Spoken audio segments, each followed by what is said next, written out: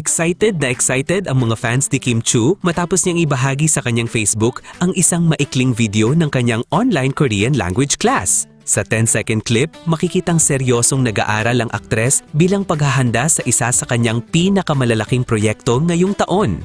Nilagyan pa ni Kim ng caption ang kanyang post na Korean lesson, excited much na agad namang ikinatuwa ng kanyang mga supporters. Marami ang humanga sa dedikasyon ng aktres na matuto ng bagong wika upang mas mapaghanaan ang kanyang papel.